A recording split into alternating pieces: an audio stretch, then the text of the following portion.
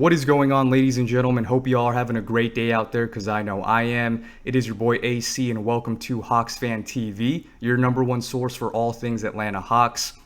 Today is a massive, exciting day for Hawks fans worldwide, because today marks the very first time we've been back into the Eastern Conference Finals since that 2015 season. Absolutely crazy to think about, considering that this team has only made it this far twice in its franchise history since moving to Atlanta. And here, 6 short years after, we are back in the conference finals. Only year 3 of the rebuild, and in the Trae Young era, we are one of the final 4 teams remaining in the postseason. What a ride it's been.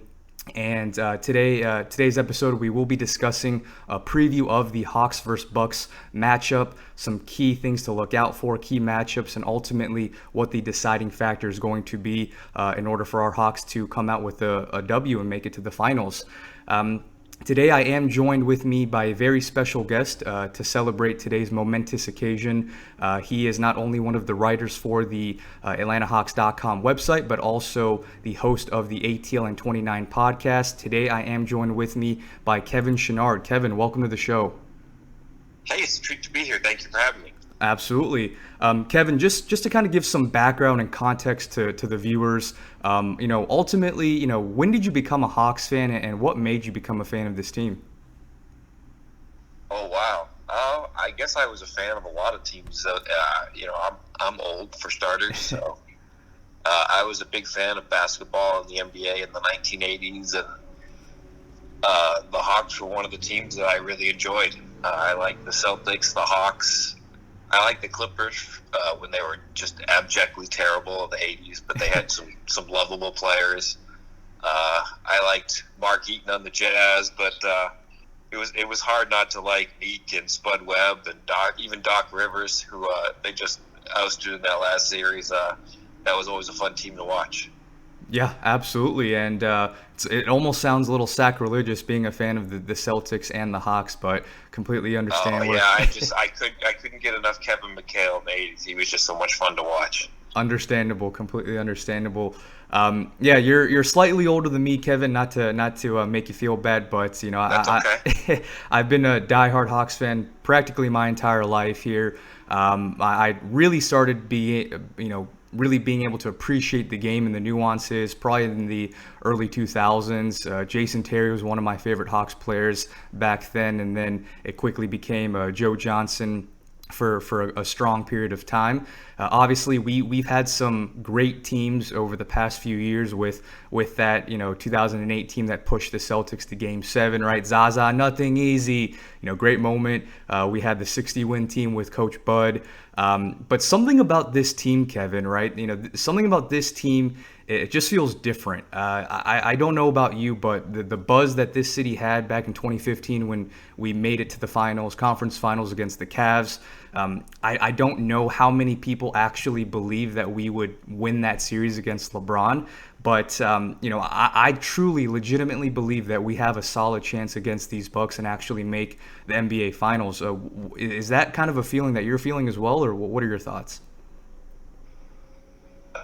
Actually, I guess my thoughts are kind of similar because I think in both postseasons the Hawks were kind of limited by injuries.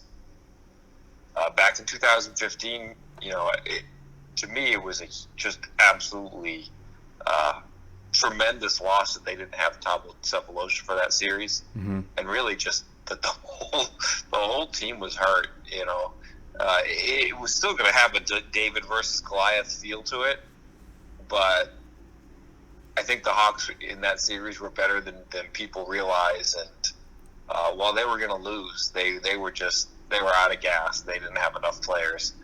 Yeah. This series, it feels a little bit better than that, but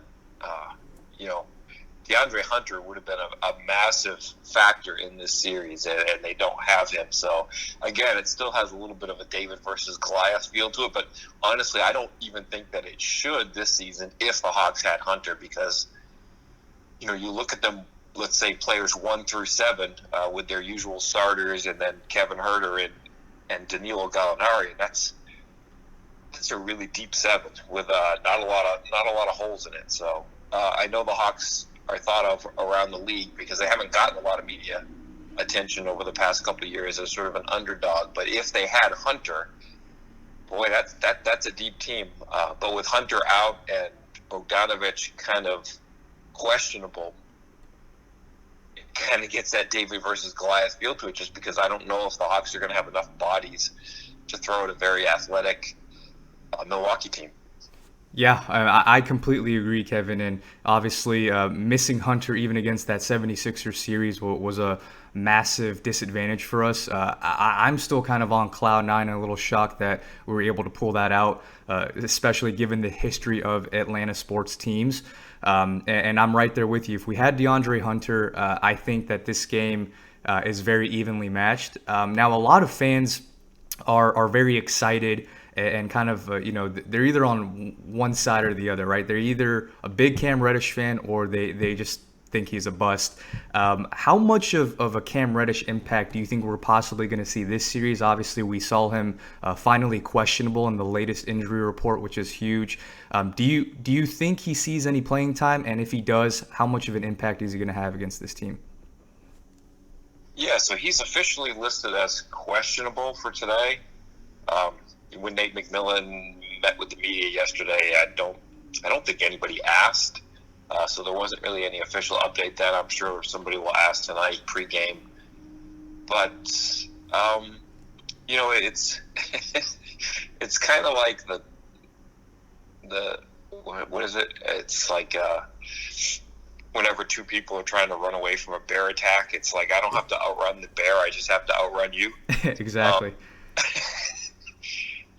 Cam doesn't necessarily have to be the greatest player in the Hawks rotation, but he has to be better than, let's say, Solomon Hill, because they're going to need some minutes from somebody if Bogdanovich isn't fully healthy. They're going to need somebody who can guard Giannis, be athletic. And, to be honest, I think it probably will be Solomon Hill, just because I think that's a big ask coming off a long absence. But then, it's a 7-game series. Stuff happens, and another player could get hurt. And so, I sort of expect Solomon Hill to be sort of the player who didn't play all that much in the last series, who plays more this series, because Bogdanovich isn't going to be available, and they're going to need somebody to guard Giannis. But if something happens to him, then I think Cam Reddish is the next guy called up. My guess is sort of that Cam isn't really ready. They just can't get enough 5-on-5 practice time for him to be up to NBA speed. It obviously isn't in the Hawks' best interest to have a game where they lose by 15 or something like that. But what I would really expect is, if there's any garbage time at all, you'll see Cam in there, because they just want to get him some minutes in case they do need him. So I don't think he's going to be a pivotal piece in the series, but I think he's like right there on deck, and they're going to do everything they can, and I would guess, to get him some live action as soon as possible in non-meaningful minutes, so that they have him ready for meaningful minutes. Yeah, absolutely. That's a really good point, and I think that's one of the main things that us Hawks fans are fearful of, because at no point should Solomon Hill, in my opinion, see any significant minutes in an Eastern Conference Finals game. And no shade to Solo, we love him here, obviously. As he's a great defender. He's just not a big enough offensive threat. Yeah, and Cam, even the defense, Cam would give though. him more ball handling. Yeah, that's true. But even the defense has been a little questionable at times from Solo. I mean, it seems like he was just a non-factor in that last series. And yeah, like as you mentioned, he just has absolutely nothing, brings nothing to the table from an offensive standpoint. And with that alone, why couldn't we give Cam all of Solo's minutes just to defend, if that's his only purpose? And obviously, in my opinion, I think Cam's a much better defender, just given his size, athleticism, than even Solomon. But yeah, that's going to be a toss-up. I pray to God that he is ready and that we don't see any Solomon Hill minutes. But if worse comes to worse, yeah, like you said, hopefully we're on the other end, right? Hopefully we're blowing out the Bucks, and then we can throw Cam in there for some last-minute garbage time. Yeah, and I think, actually, since you're bringing it up, I think something that's probably worth noting here is that I do think Solomon Hill's a good defender, but he's a little bit more of a power forward type of defender. He's more of a defender who can switch, and then if he gets stuck on a big, that's not really a big deal. He can guard a power forward, he can guard a center. Whereas Cam is more of a quick defender, somebody who's better with staying, getting around a pick and staying with somebody at the point of attack. Whereas Solomon Hill's more of a strong defender, more of a weak side off the ball defender. That sort of plays into his strengths. I think that if you need somebody to guard Giannis, Solomon Hill might be your way to go. He can give Giannis a cushion and say, hey, take all the jump shots you want, but then he'll be kind of the strong guy ready to not get bullied by Giannis. If you need somebody to guard Chris Middleton, that might be more of a Cam job. So it'll be interesting to see. Yeah, you're spot on, Kevin. And I posted that on the Hawks fan Twitter page and said that if Cam does play, his primary assignment would be Chris Middleton. And I even went on record saying that he would put him, and I quote, in a straitjacket like white on rice. So hopefully we fingers crossed, we see some minutes from Cam. And it's funny because I know there's been a lot of speculation. I don't know if you know this, but has Cam, do you think he's 6'10" now at this point, or is he teetering on that kind of 6'8.5", 6'9"? Because I know a lot of fans are saying that he's 6'10" now. I mean, he was already pretty big. I'm trying to think of the official measurements, like when the NBA, I think it was beginning of last season, when the season was just sort of normal and the NBA didn't have bigger problems to worry about. They were going to give everybody the measurements without shoes. And I want to say Hunter came in as 6'7", and Cam came in as 6'8", so it was like a little bit of a surprise to see that he was bigger than Hunter. Mm-hmm. And I want to say Collins came in at, was Collins 6'8" or 6'9"? Like, I think he was almost, he's always been like almost as tall as John Collins. Mm-hmm. So I think it might be overstated a little bit to say that he's grown some huge amount, because I think he was just kind of always big. Like, he was always almost as big as John Collins. Let's see, look at some official measurements here. So they're saying, okay, so I guess John Collins is officially listed at 6'9", Cam at 6'8", Hunter at 6'8". Oh, I guess I remembered that wrong. Maybe I'm looking at the wrong site here. I should look at the Hawks.com site instead of Basketball Reference. Yeah, every site is official, but he's always been a little bit bigger than Hunter, I think. So it's hard to tell. I think it might be overblown, but it happens. I remember when Tobias Harris, of all people, since we just saw him in the last series, when he came in the league, he grew a little bit, but he was 18. Cam's definitely a little bit older than that, but certainly could have the potential to grow. But I don't think it's going to be anything where he gets any taller than 6'9". Yeah, gotcha. Yeah, I know there was that one picture circulating of him standing next to Nathan Knight, and I think Nathan Knight is officially listed as like 6'9"-ish, and Cam was almost even taller than him. So just a little funny conspiracy amongst us Hawks fans here. But looking into this matchup and this series, Kevin, obviously with the absence of DeAndre Hunter, Bogdanovic, possibly playing on one knee. What are your predictions for our matchups? How do we match up against the Bucks here? What's our lineup going to be? And how is Trey, against the 76ers we had, we could hide him on Furkan or Danny Green and something like that. But against this Bucks lineup, they're also big and strong. It looks like Trey might have to guard Drew Holiday on the other end. But what are your thoughts? Yeah, that might be something worth trying. I guess it depends on what the Bucks do. Last series, they started PJ Tucker a lot because they wanted somebody to guard Kevin Durant. I don't know how strongly they feel about that lineup, if they start PJ Tucker or not. Again, in this series, if they do, then I suspect that the right counter for the Hawks would be to play a lot of Gallinari in those minutes. Mm-hmm. I don't know if Gallinari would start, but I think you would see, against any lineups that have PJ Tucker, Giannis, and Brook Lopez, I think it's probably in the Hawks' best interest, now that they've experimented with big ball a little bit and decided it kind of suited them when they needed it, to play Gallinari, Capella, Collins together against that, and you could go a lot of different ways trying to mix and match the three against the three. But I think there are places to hide Trey in the series. You could try him on PJ Tucker. The rebounding might get a little bit scary. PJ Tucker tries to crash the glass, but offensively, all he's going to do is stand in the corner, and that's where they want Trey to be. If you look at what they've done in their schemes, their ideal is have Trey guard somebody in the corner who isn't going to dribble. That's sort of his. I don't want to say his best role, because he's credit to Trey, he's been a good defender. Like, if you look at what he did in his first and second NBA seasons, and you look at what he's doing now in the playoffs, it's like that's everything you could have expected out of him in a postseason series. Like, he's just feisty. If he gets stuck on a switch, he competes. He sticks his nose in. He gets a lot of steals. He's never going to be a great defender because he's 6'1" and he's slight of frame. But he's competitive and feisty. He's smart, and all the things that he knows on offense translate to defense because he knows what's happening. And he's just more aware in his third season than he was in his first two. So, there are places to hide him. You could try him on Bryn Forbes. I don't know if that's great. Holiday is okay. If Holiday's going to try to just bowl him over, I think, on drives. Yep.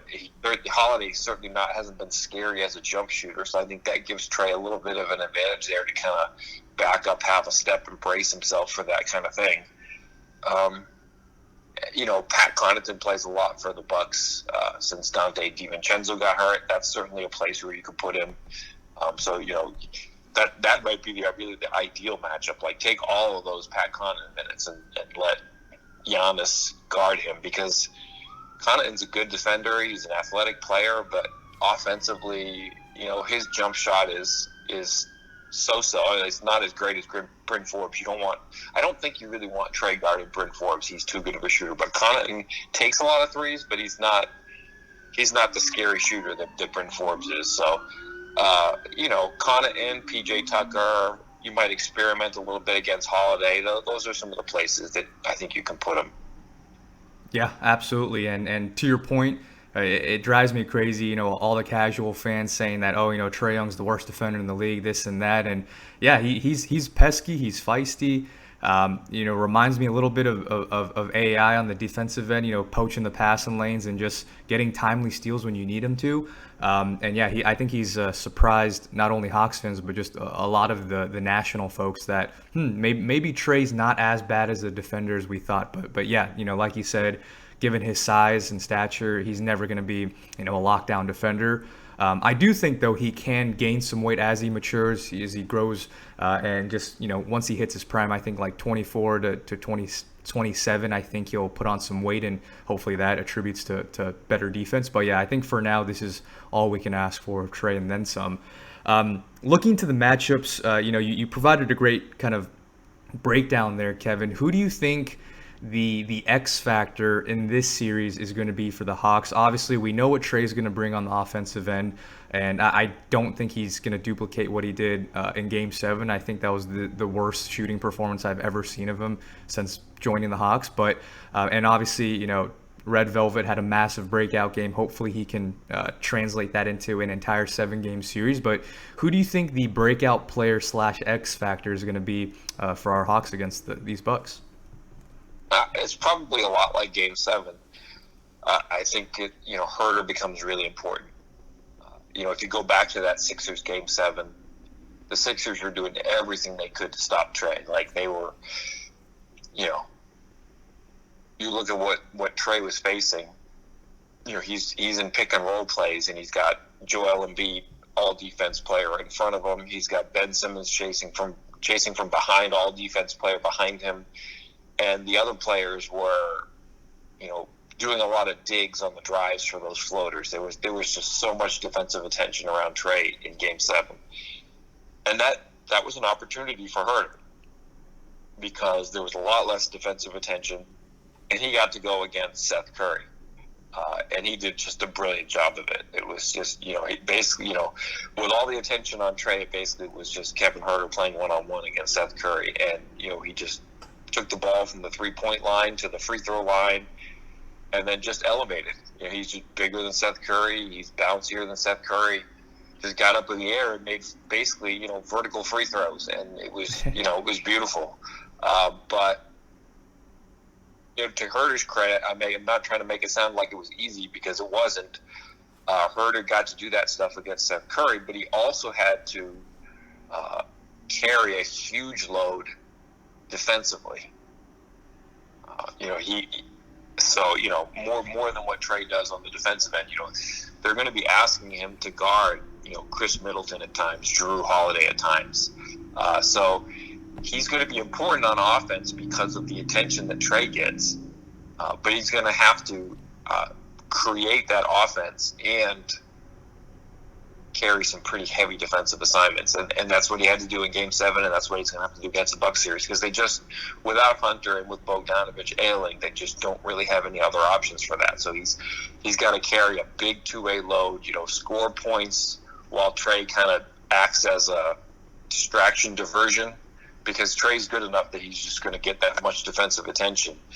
Kevin's going to have to score points while that's happening, and he's going to have to do it while guarding some really good players on the other end. Yeah, absolutely.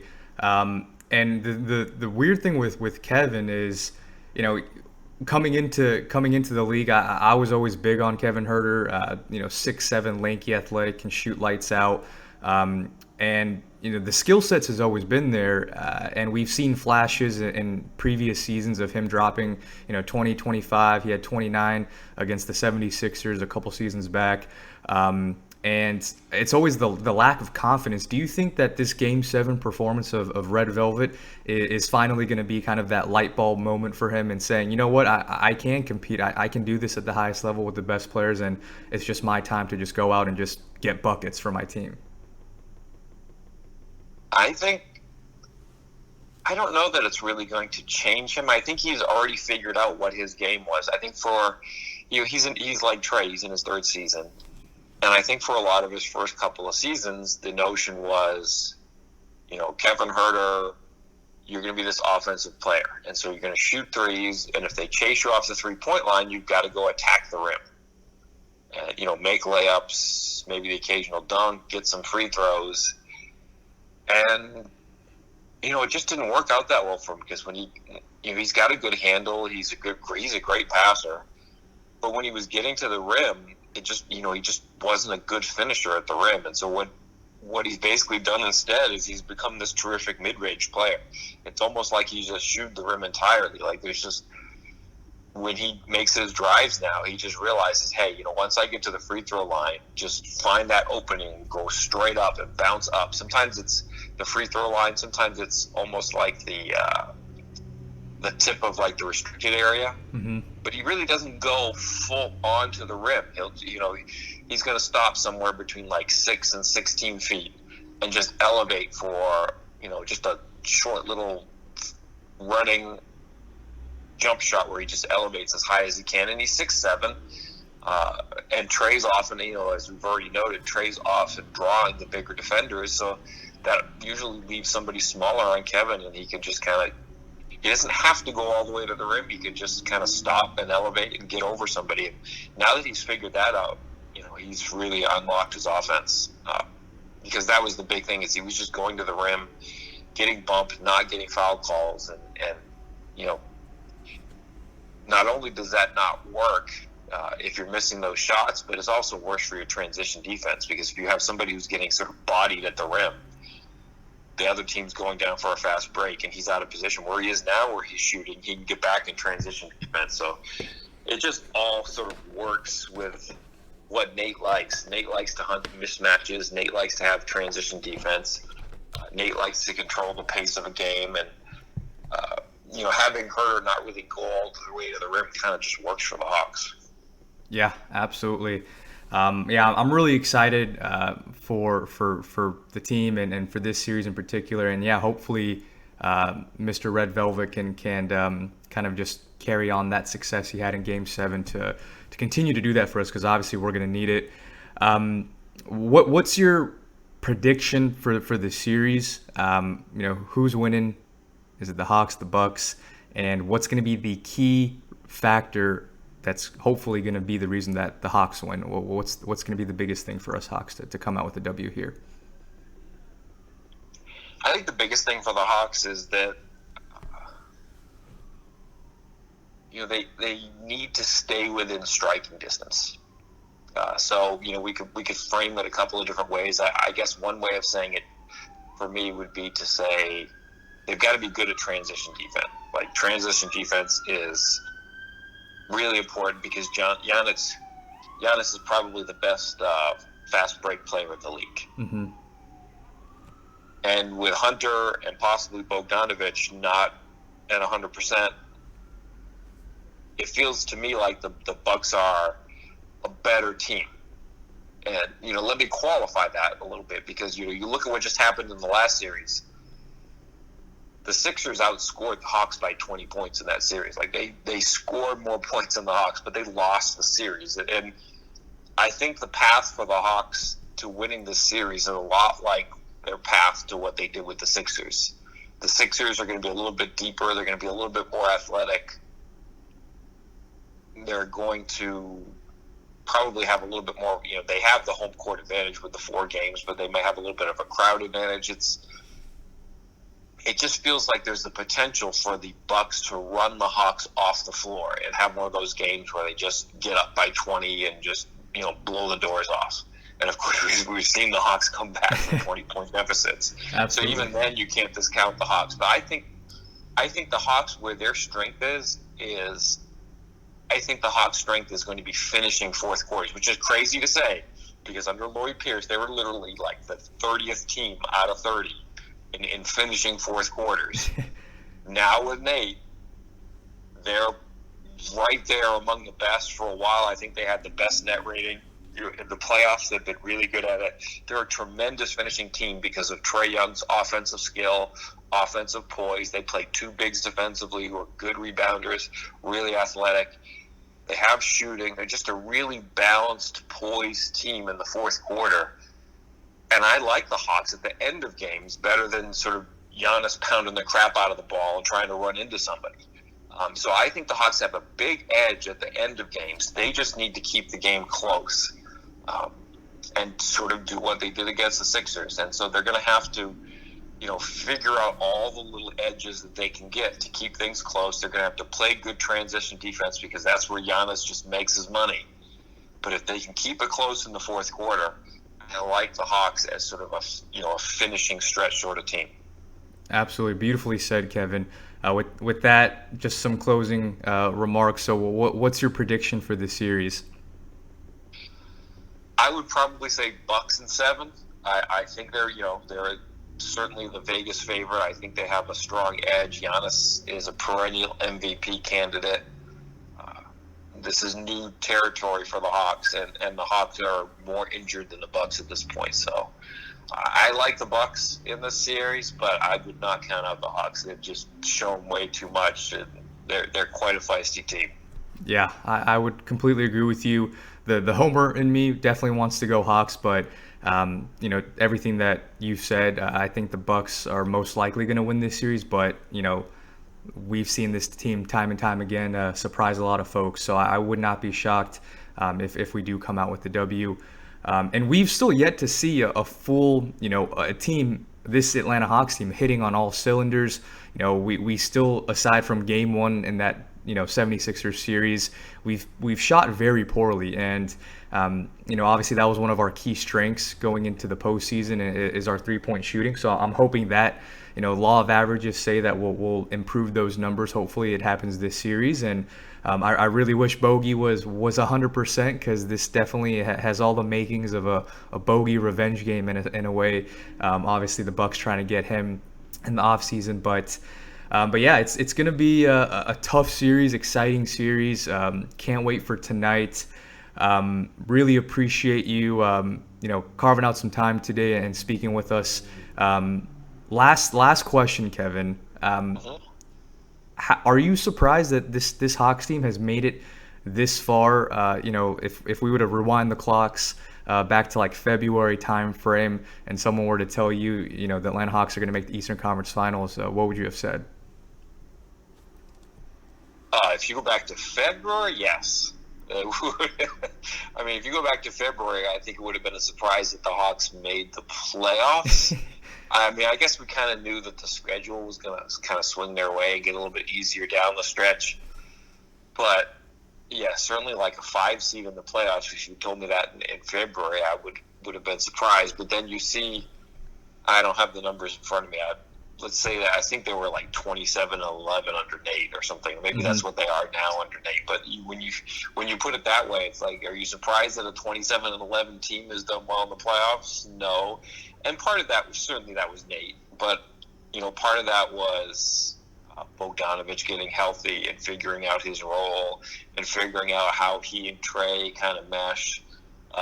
Because in April, the Hawks were a phenomenal team. And if you ask me, in April, do you think the Hawks are going to do stuff in the playoffs? I would have said yes, very much. I think the Hawks are going to do things in the playoffs. I sort of expected that the Hawks would take care of the Knicks.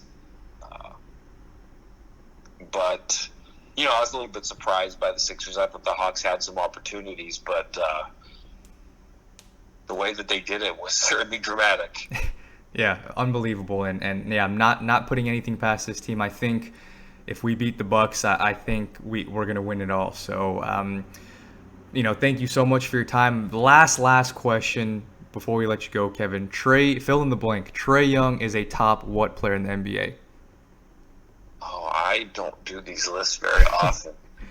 Oh boy, that is a good question.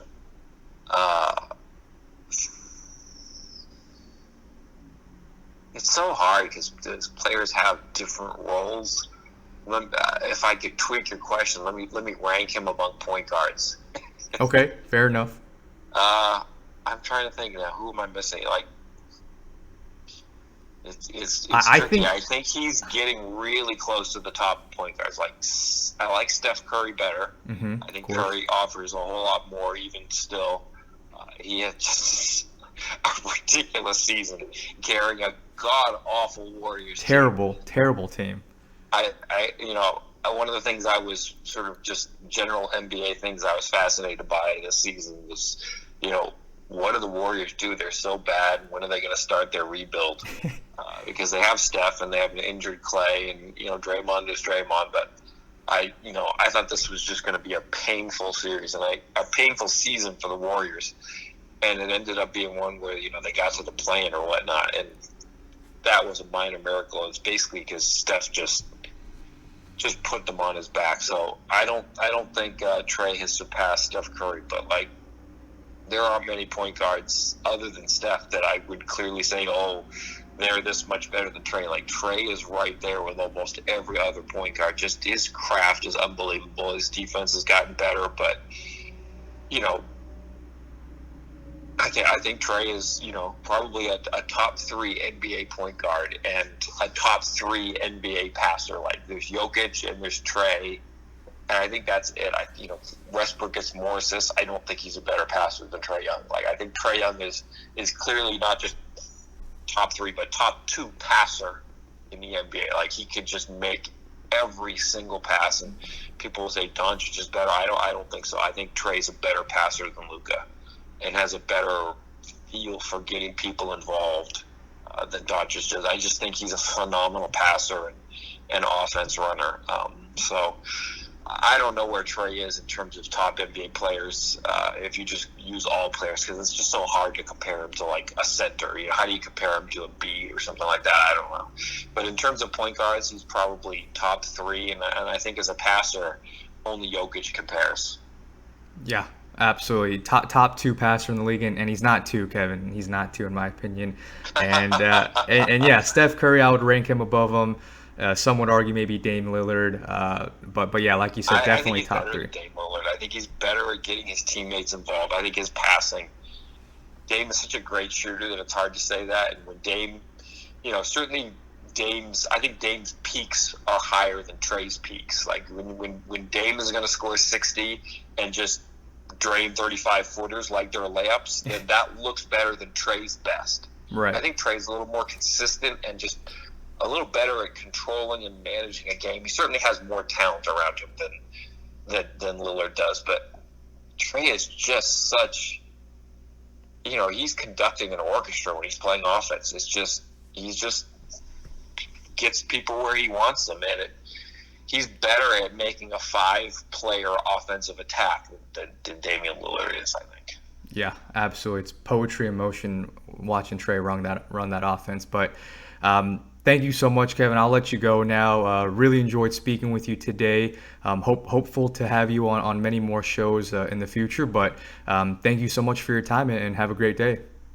Thank you. Thank you for having me. Absolutely. Have a good one. Wow. Well, you heard the man, the myth, the legend, Kevin Chouinard. Very, very detailed breakdown. Really excited for this series, guys. I might be doing some live streams of the games moving forward, so tune in. Don't forget to follow us on HawksFanTV on Twitter and Instagram.